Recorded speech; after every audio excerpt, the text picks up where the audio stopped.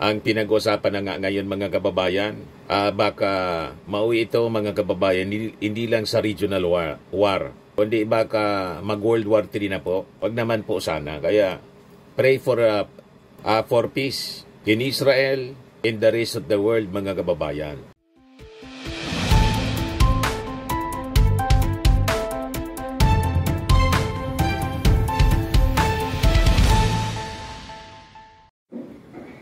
Hello po mga tugang, mga manoy, mga manay. Ako po si Dante Maravillas, Bicolano vlogger, broadcast journalist from Albay. So ngayon mga kababayan, pag-usapan muna natin yung conflict sa Middle East, yung giyera po sa Israel and Iran.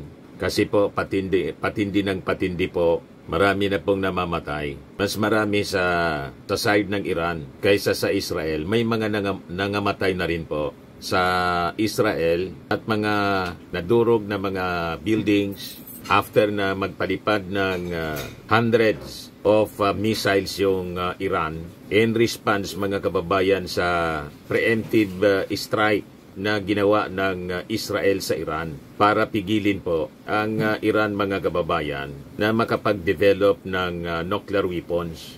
Kasi sa paniwala ng Israel mga kababayan, pag nakadevelop ng nuclear weapons ang Iran, tulad ng laging sinasabi po ni Khamenei, iwa-wipe up nila from the face of the earth ang Israel. So ngayon, tamang-tama, linggo naman ngayon mga kababayan, pag-usapan natin itong conflict na to based on biblical perspective. Kasi hindi natin ito maiwasan. Lahat ng pangyayari sa mundo, including ito pong giyera na nangyayari anywhere in the world, kasama ito sa sinabi sa Bible that there will be wars and rumors of wars before na bumalik sa ating mundo ang ating Panginoong Hesukristo. So ang ibig sabihin, these are all signs of His near coming, second coming ng ating Panginoong Hesukristo. Kaya lang, tayo pong mga tao, as prophesied as well, karamihan sa atin po busy. Walang panahon na magbasa ng Bible. At yung Bible, mga kababayan, hindi man pinaniniwalaan ng maraming tao bilang reliable source of information, past, present, and future. But sa katotohanan lang po, sa totoo lang, ang Bible po ang pinakang reliable na libro sa buong mundo, in all ages. So ibigay ko muna sa inyo yung ating mga preparasyon dito. Kasi siyempre, napakaraming mga kababayan nating Pinoy ang nagtatrabaho po sa Middle East. Marami din sa Israel. Sa buong Middle East, more than 2 million na mga OFWs ang nakatira. Kaya nagpalabas na po ng mga advisory ng paganda yung ating mga authorities. So ito yung balita para hindi kayo mag-alala. Yung mga kapamilya ng ating mga kababayan na nandyan sa Israel in the Middle East. Philippines activates crisis team as Israel-Iran trade fire. So sabi dito, the Philippine Embassy in Tel Aviv has activated its crisis management team to enable a quick response after Israel mounted a direct military attack on Iran noong Friday, prompting an Iranian missile attack on Saturday kahapon. Ang pinag-usapan na nga ngayon mga kababayan, baka mauwi ito mga kababayan, hindi lang sa regional war, kundi baka mag-World War III na po. Wag naman po sana. Kaya pray for peace in Israel and the rest of the world mga kababayan. Ayan. Has World War III just begun? The Bible warned this would happen. So ito ngayon ang report ng GMA News. Israel and Iran strike at each other a new wave of attacks. Sabi dyan, Israel envoy assures Filipinos safety as a top priority amid Iranian airstrikes. Kita ninyo, mga missiles siya. Mga kababayan, ito, missiles pabagsak sa Tel Aviv. Tapos itong nakikita ninyo na mga guhit, kuwan siya, nag-aapoy na counter-attack ng Israel, sinasalubong niya. Pero lumusot pa rin yung iba na mga bomba and missile attacks. Ito yung tinatawag na Iron Dome. Sinasalubong yung mga paparating na mga missiles ng Iran. Makikita niyo ang mga kwento ngayon. Is this war the final sign Are we entering the end times? Yan ang pinag-usapan po kahapon sa 700 Club. Tapos sa BBC News, Mid-East crisis escalates. Iran rains missiles on Israel after attacks on nuclear sites in Tehran. Ito yung mga naunang building sa yan, mga tinamaan ng missile attack ng Iran. Yan sa gabi, mga kababayan, nakikita yung mga liwanag ng mga missiles, approaching missiles sa skyline ng Tel Aviv. So makikita ninyo, napakalaki ng Iran. Ito lang yung Israel, napakaliit lang. So in between Iran, Iraq, Syria, tapos Jordan, nasa gilid naman yung Saudi Arabia. Ito yung Israel. So kita ninyo, mula rito hanggang dito mga kababayan, malayo siya, dumaraan pa sa airspace ng Iraq at Jordan and Syria. Yan ang mga giba na bahay sa Tel Aviv po. Yan ang mga damage matindi. Residential area. So yan ang pagkakaiba. Yung Iran ang inaatake po mga residential area. Yung Israel po, tinatarget nila military targets, nuclear sites, military facilities. Pero yung Iran po, mga residential, yun ang tinatarget. Yan sabi dyan, 3 reported killed in Israel by Iranian strike. Grabe po ang destruction. O ito naman yung destruction ng nuclear sites tinarget ng Israel sa Iran. Satellite image po siya. Yan mga buildings po. Nuclear sites. So very specific yung tinatarget po ng Israel. Hindi residential area. Kahapon ito. Yan, tinadtad po mga kababayan. Yan ang mga nadurog po yung mga buildings. Yan talagang identified nila. Yan. Para ma-minimize yung casualty, civilian casualty po, iniiwasan talaga po ng Israel. Mga military sites lang ang tinatarget nila. Whereas yung Iran po, nagwawala. Ang tinatarget nila, residential area. Sabi yan, satellite images analyzed Saturday by the Associated Press revealed some of the damage sustained by Iran's ballistic missiles arsenal and nuclear facilities in the blistering Israeli attack on the country. At Kermanshah, where the base is up against a mountainside, burns could be seen across a wide area after the attack. In Tabriz, images showed damage at multiple sites on the base. So that is a crippling attack na ginawa ng Israel para po i-disarm ang Iran of nuclear weapons. Kasi nagde-develop siya ng nuclear weapons na gagamitin to wipe out Israel from the face of the earth. Yan ang banta mga kababayan. Kaya sabi ni Netanyahu, di namin anya ito papayagan. Inunahan na po nila. Yan tawag nila mga kababayan sa pag-attack, preemptive strike. Ito ngayon ang itsura ng Tehran mga kababayan after the airstrikes na ginawa ng Israel.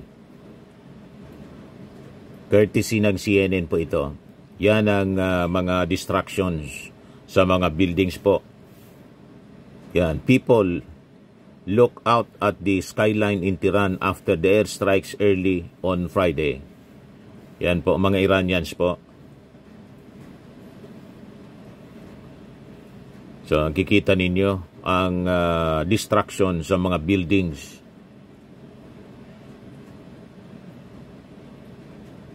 Yan on fire siya Yan, allegedly, ito yung mga nuclear facilities. So makikita ninyo mga kababayan, O ito, sa Israel ito.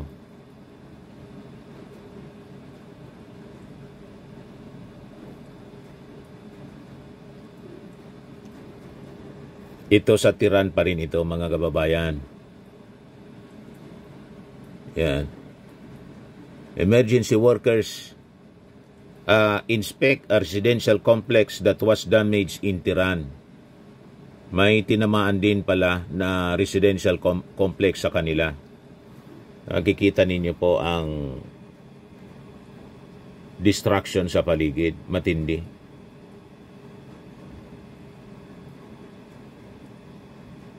Yan o, durog-durog ang mga buildings. Ito nagrarally. May mga nagrarally. Thousands gather in Tiran's Engilab Square to protest Israel attack. Nagrarally sila po.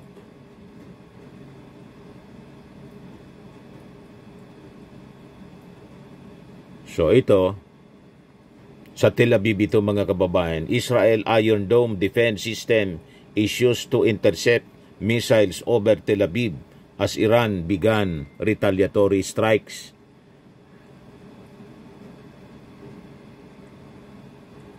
So sinasalubong mga kababayan sa mid-air yung mga missiles na pinalipad papuntang Israel ng Iran. Yan ang skyline po ng Tel Aviv ngayon. Oh.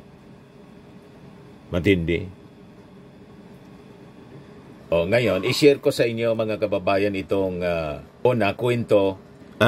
Economic Times po. Sabi dito, how Netanyahu used biblical prophecy to attack Iran. So makikita ninyo, ang writer hindi man siya pastor or possibly hindi man believer. Pero ang kwento niya mga kababayan, hindi maiwasan na ma-mention ang Bible prophecy. Kasi yun nga po, ang naging statement mismo ni Israeli Prime Minister Benjamin Netanyahu. Nabanggit niya sa kanyang speech mga kababayan, maging si Moses, paano ipinaglaban ang Israel mga kababayan. Kasi pag pinag-usapan natin, conflict sa Middle East, laging may koneksyon mga kababayan sa Israel at sa mga Hudyo. Pinagtutulungan po yung Israel. Kaya sabi dito, Israel initiated a military operation against Iran named Rising Lion, drawing inspiration from a biblical verse symbolizing Israel's strength. Prime Minister Netanyahu's placement of a handwritten note with a verse at the Western Wall foreshadowed the strikes. Kaya maging yung mga Christian pastors mga kababayan, paniwala nila this is prophecy unfolding, prophetic events unfolding before our very eyes mga kababayan. At ito may relasyon po sa pagtatapos ng ating panahon, hindi po ng mundo kundi of the age and the beginning of a new age mga kababayan. Madaling sabi, sa paniwala ng mga Bible believers, mga tanda ito na patapos na po ang panahon. And we are entering a new age. In that age could be punctuated first by the rapture of the believers of the church, which is also the beginning of the tribulation period, kung saan mangyayari po ang tinatawag na the last conflict in the world, na ang tawag sa Bible po, the Battle of Armageddon. So, yan ang pinag-usapan kung ang susunod na giyera, World War III, could be the Battle of Armageddon, as described in Ezekiel 38 and 39, describing the war of Israel with Persia. Ang Persia po ay siyang old ancient name ng Iran. Yan ba si Netanyahu? Sabi dito sa balita ng The Economist, Israel has called its military operation against Iran Rising Lion, taking the name from biblical verse that promises a victorious future for a powerful Israel. Prime Minister Benjamin Netanyahu was photographed on Thursday putting a handwritten note in a crack of Jerusalem's Western Wall, Judaism's holiest prayer site, which in retrospect pointed to the looming strike on Iran. His office on Friday released a photo of the note which said, "The people shall rise up as a lion." Yan ba? Yan mismo yung sinabi ni Netanyahu sa kanyang speech, sa kanyang statement, simultaneously with the airstrikes na ginawa ng Israel sa mga nuclear sites ng Iran. So sabi dito sa report ng The Economist, the expression rising lion from the line, "The people shall rise up as a lion" in Netanyahu's note comes from verse 23, 24 of the book of Numbers in the Bible. "Behold, the people shall rise up as a great lion and lift up himself as a young lion. He shall not lie down until he eat of the prey and drink the blood of the slain." This verse is part of the first oracle of Balaam, a non-Israelite prophet and diviner, where he foretells the strength and power of Israel, comparing it to a lion that will not rest until it has satisfied its hunger. So yun mga kababayan, ang kwento as reported by The Economist. Ngayon, for us to understand mga kababayan, kung ano itong nangyayari na gyera between Israel and Iran, pakinggan po natin itong mensahe ng isang pastor, si Pastor John Hagee. Ayan po. Ayan siya po. Pakinggan po natin yung kanyang preaching. All-out war between... Dali lang po. Yan. The possibility of an all-out war between Iran and Israel is a very real issue. 2,600 years ago, the headlines in the Bible written by the prophet Ezekiel in chapters 38 and 39 describe the condition of the Middle East right now exactly. The Bible describes a war between Persia. Persia is Iran, of course, and a Russian-led coalition of anti-Semitic nations that will join forces to destroy Israel. Possibility of an all-out war between Iran and Israel is a very real issue. Sa madaling sabi, 2,600 years ago, sabi ni Dr. John Hagee, naka-prophesy na ito mangyayari and it's happening today. That preaching mga kababayan ni John Hagee on Israel-Iran war 9 months ago. 9 months ago pa niya sinabi. 9 months ago, naging topic niya yung Israel-Iran war based sa prophecy written in Ezekiel 38 and 39. Ang titulo niya mga kababayan ng kanyang preaching, Israel-Iran in the coming war. In that war na sinasabi niya 9 months ago is now happening today. O ngayon, kahapon, ito yung kanyang urgent Middle East update na sabi niya, kailangang marinig natin lahat for us to understand kung ano itong nangyayari on biblical perspective sa Israel-Iran war. Pakinggan po natin yung kanyang sinasabi. In the late night hours on Thursday, the skies over Tehran and other Iranian nuclear and military sites were ablaze with the sound and fury of the Israeli Air Force.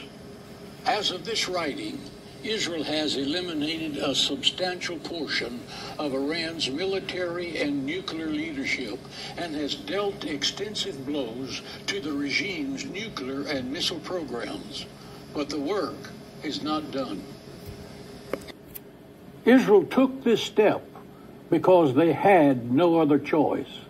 Iran had acquired enough uranium to make multiple nuclear weapons and was in the process of trying to do so.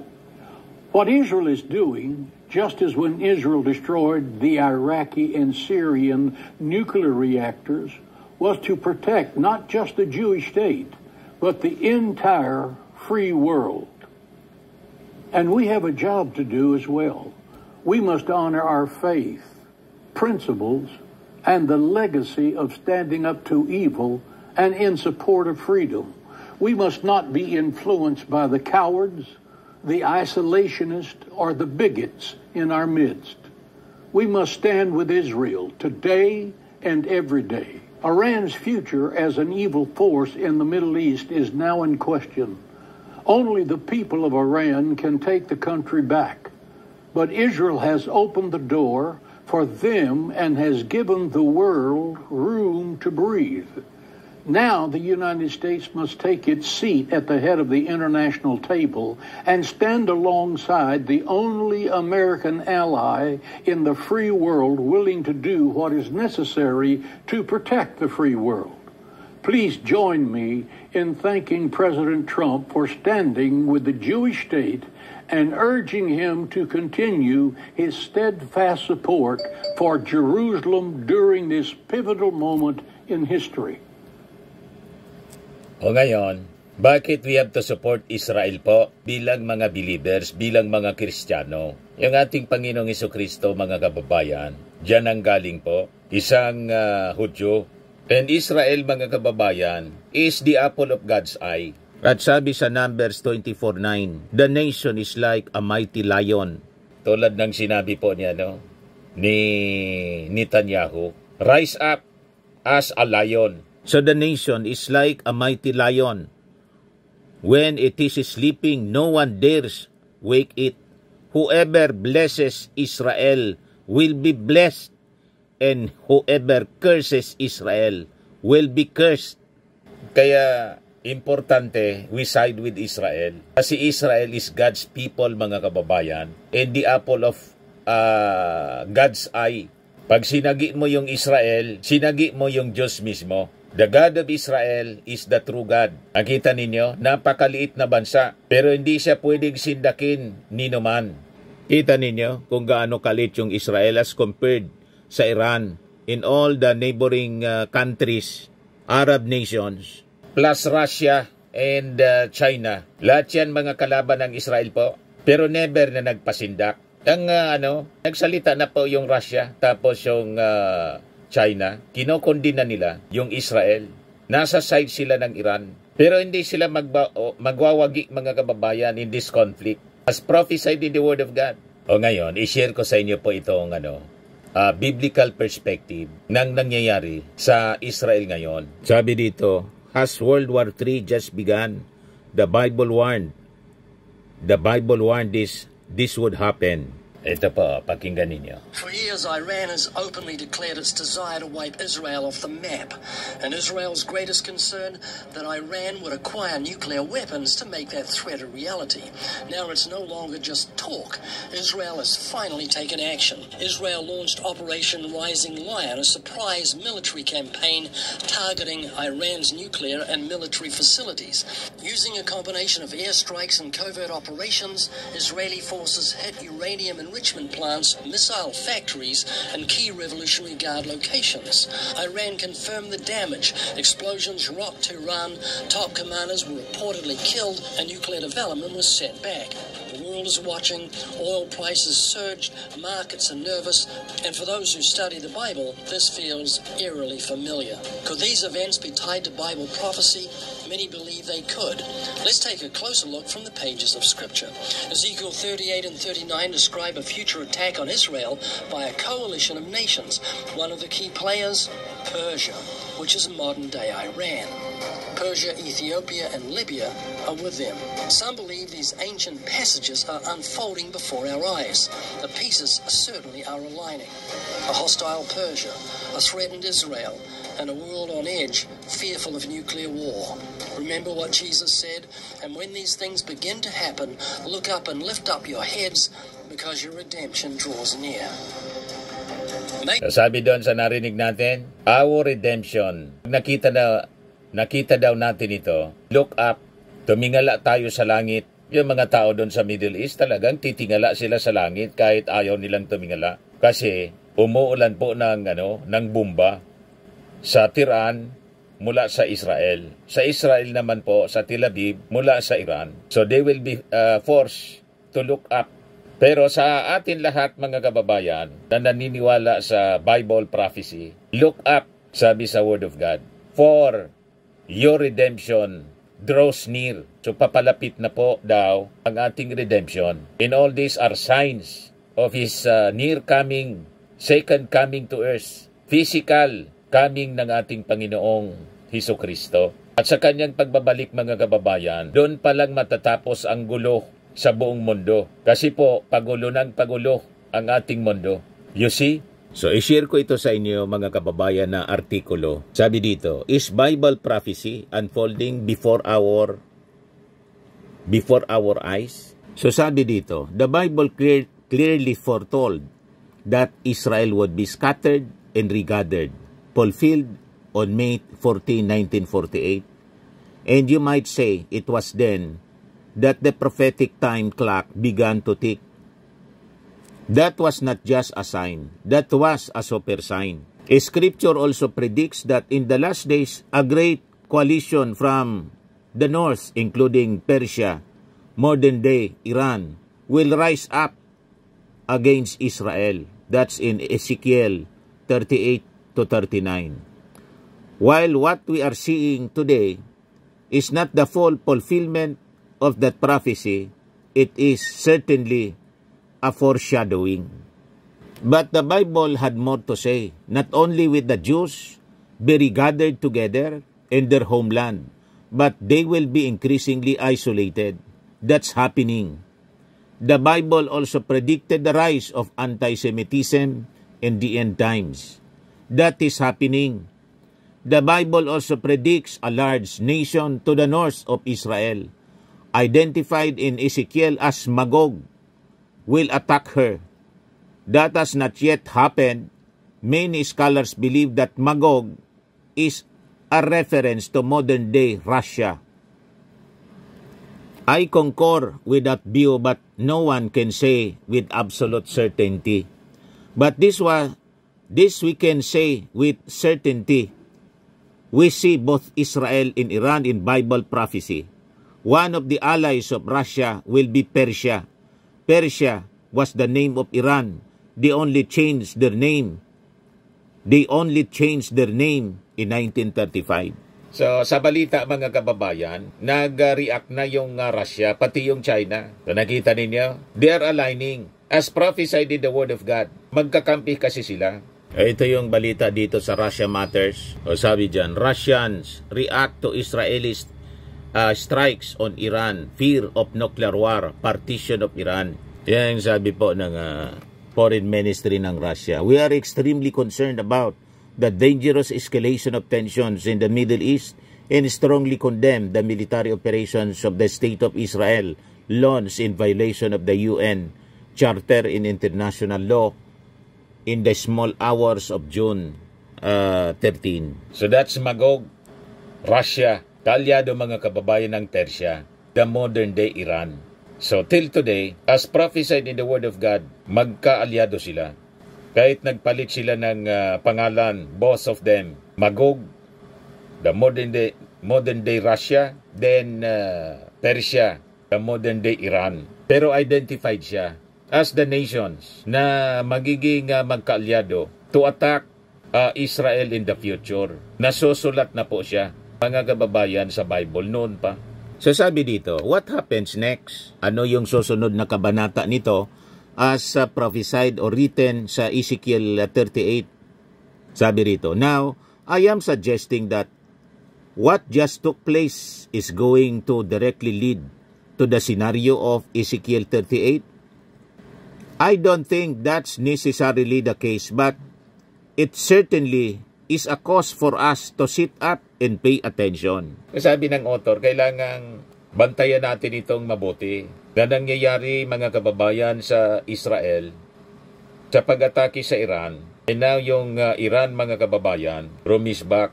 So sabi ng author, let me give you just a quick flyover of end times events chronologically. Number 1, I think the next event on the prophetic calendar is the rapture of the church. Yan ang sinasabi ko kanina sa inyo po.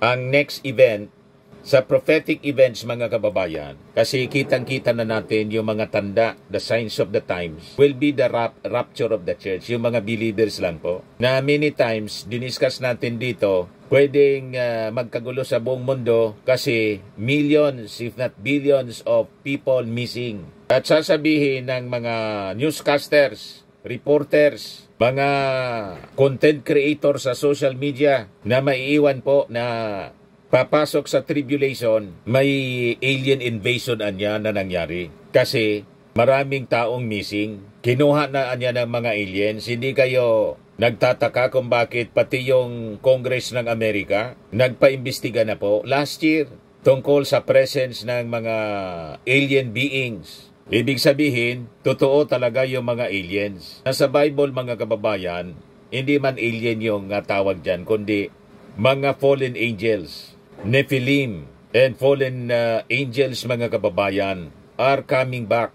Nagpapakita na po ang pagkakakilala ng mga tao kasi hindi maniwala sa Bible, they are alien beings. Pati Kongreso ng Amerika, pinaimbestiga na kasi ang daming nagtitestimony. So pag nawala ang millions of people all throughout the world, sasabihin, kinuha na niya ng mga aliens. You see? Yun pala nag-rapture na mga kababayan. Sinundo na ng ating Panginoong Hesukristo in the air, in the rapture of the church, yung kanyang mga believers. And that will be the start of the tribulation period and the rise of the Antichrist as prophesied in the Word of God. And after the tribulation, the middle of the tribulation, yun ang mangyayari na matinding kaguluhan sa mundo, and it will be the Battle of Armageddon. And only our Lord Jesus Christ in His physical coming to earth, yan lang po ang magpapatigil sa lahat ng conflicts, wars dito po sa mundo tulad ng nakikita natin ngayon. Parami ng parami ang mga bansa na nag-aaway. Hindi pa nga natatapos yung Russian-Ukraine war. O ito na naman po. You see, dito nga sa atin po, may kumukulong conflict yung sa West Philippine Sea. Saka yung possible invasion ng China sa Taiwan. Kita ninyo ang alignment ng mga bansa. Nagigiraan mga kababayan. And in fact ngayon, sa latest na balita dito sa atin, sabi ng US, kung papayagan niya kayo dyan sa Pilipinas na i-deploy yung Typhoon missile launchers, ready niya kami na iposisyon. Kailangan lang niya ng approval sa inyong leadership. US to deploy Typhoon missiles launchers if Philippines agrees. Should Taiwan rehearse how to resist occupation by China? Philippine-US soldiers mobilization in North Luzon, no cause for alarm. Kita ninyo yung mga balita ngayon. Ayan po, the delivery of 12 new FA-1550 fighter aircraft acquired by the Philippines Air Force will be completed by 2030. Nagre-ready na rin po tayo, mga kababayan. Kita ninyo? That is wars and rumors of wars as prophesied in the Word of God. Ngayon, balikan natin yung prophecy mga kababayan. So, palapit ng palapit tayo to the end of the age. And the rapture mga kababayan could happen at any time. With all the signs na nakikita natin sa paligid. Lalo na yung mga events na nangyayari ngayon sa Israel. Kaya sabi dyan, the next event on the prophetic calendar is the rapture of the church. Then the Antichrist emerges on the scene in the tribulation period begins. That could be the Third World War na ngayon po pinag-uusapan na. And it will be the last conflict. Kasi doon mangyayari yung tinatawag na the Battle of Armageddon. Na pwede lang, ang tatapos lang po, total dock ng conflict, yung pagbabalik ng ating Panginoong Hesukristo to reign for 1,000 years. Hindi pa po matatapos ang mundo, but there will be a reign of peace. And it will happen only in this world. Pag yung ating Panginoong Hesukristo na po, siya ang uupo na King of Kings and Lord of Lords. Kasi yung mga kings, presidents, kings, prime ministers ng mundo, hindi po magkasundo. Dito nga sa atin po, dati ng presidente gusto pang mangialam sa pagpapatakbo ng ating gobyerno. Yung vice-presidente, hindi pa tapos yung turno ng nakaupong presidente, gusto nang paalisin. Nakita na ninyo? Ang gulo-gulo, mga kababayan. Huwag na kayong magtaka. It's part of the unfolding prophecy. Pati yung pag-ugali ng mga tao na yung mali, tama. Yung tama, mali. Nakaprophesy, mga kababayan, the Word of God. Pati yung pagdami ng mga bakla at mga anak na masuhay sa magulang, matumang. That is part of the prophecy. And the increasing number of population. That is part of prophecy. And the advances in technology tulad ngayon, kita ninyo? Ngayon lang ito nangyari sa atin. Ang tindi ng advances ng ating technology, the digital world, kasama po siya sa unfolding prophecy. You see? Sabi dito, the tribulation ends with the second coming of Christ, and then the Lord establishes the millennium, 1,000-year reign of Christ. Doon pa lang, mga kababayan, matitigil ang kaguluhan sa mundo. Kaya lahat ng efforts ng tao rito na pagkasunduin yung mga tao, mga leaders ng mundo, ilang taon na tayo na gumagawa ng mga peace talks, kahit nga dito sa Pilipinas, may peace talk, after ng peace talk, may ambush. You see, hindi matapos-tapos yung armed conflict dito.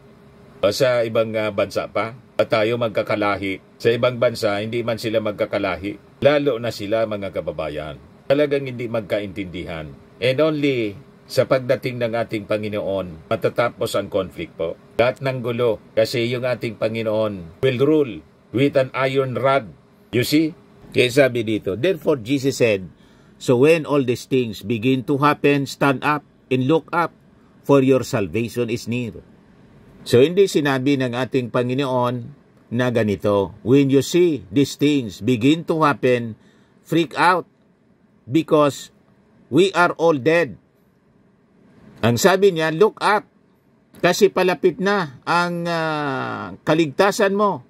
Redemption, salvation is near. So the Bible prophecy for believers is not meant to scare us. It's meant to prepare us. So sabi dito po sa binabasa natin, meanwhile, it is in the best interest of the United States of America to stand with our loyal ally, the nation of Israel. God made a promise to Abraham years ago. He said, I will bless those who bless you, and I will curse him who curses you. That's written in Genesis 12:3. Yung minention natin kanina. One of the reasons God has blessed the United States is because we have stood by our friend Israel. And I hope we continue to do so. Kaya mga kababayan, yung ang panawagan ni Pastor Hagi din kanina sa ni-replay natin na video niya. So, support Israel. Pray for peace of Israel, mga kababayan. Kasi as we support Israel, dadaloy ang blessing sa atin. At yung mga sinusumpa ang Israel, inaaway ang Israel, may mga nababasa tayo mga reactions. Siguro na impluensya ng kasinungalingan, propaganda ng mga kalaban ng Israel, doon na sila nag-side sa Israel. May kasamang sumpa yan po sa inyong buhay. Tandaan ninyo pa po, Israel is the apple of God's eye. Pag sinaling nyo yung Israel, may kasamang sumpa. Yan mismo ang sinabi, I will bless those who bless you, and I will curse him who curses you. O ngayon, ang tanong, handa na ba tayo? Am I ready for the Lord's return? Are you ready for the Lord's return? Christ is coming again. This is a wake-up call to get right with God. Walk closely with Him and stay spiritually awake. Let's obey the scripture and pray for the peace of Jerusalem, as written in Psalm 122 verse 6. So yan po mga kababayan, ang ating discussion ng pangyayari ngayon. Mga pangyayari ngayon sa Israel at sa Iran, para magkaroon po tayo ng malalim na understanding. Why is it happening? And it is, happening kasi as prophesied in the Word of God, it will happen. So this is an unfolding prophecy. Prophetic events, mga kababayan, unfolding before our very eyes. Sa mga walang background po sa Bible, lalo na sa Bible prophecy, ala nila kung ano lang to, the usual conflict. Tagal na yan nangyayari. Tama din kayo. Tagal na nga kasi 2,600 600 years ago, pinofisay na po siya to happen. And it's happening sa ating panahon. At itong ating programa, mga kababayan, atid sa inyo nitong ating mga sponsors. Fairmax Firming and Lifting Cream. Pinapay po sa mga pulses in affected area. Mainam po ito sa mga pains at paninigas ng mga kaso-kasuan. Ito sa mukha naman yung application, anti-aging, Automax po siya. Ito, iGlow 60 mga kababayan. Whitening po siya. Made in South Korea. Ito naman po, Ningxia Red Mix Fruit Drink. Gawa po siya sa goji berry. May anti-cancer properties po siya. At sa mga nagana po ng malinis and spacious fitness gym, pumunta lang po kayo sa aming Colossal Fitness Gym. May Grab ka rental din po kami. At bills payment po sa aming office. At saka sa mga mahilig po sa mga imported bags, manood po kayo sa live selling ni Madam Aileen Rosales sa kanyang Aileen Closet po. Pati mga shoes, ito yung kanya po. Ito yung kanyang page. Kita ninyo, napakagandang mga online selling po siya. Si Madam Aileen Rosales. At cellphone number niya po, 773-798-7816. Ito naman po yung bago naming product na binibenta online. iGlow Serum Whitening po siya. Tingnan ninyo yung epekto sa aking anak na architect before and now. Yung mga inquiries po ninyo, dumiretso na lang kayo sa kanyang Facebook account, Riz Maravillas.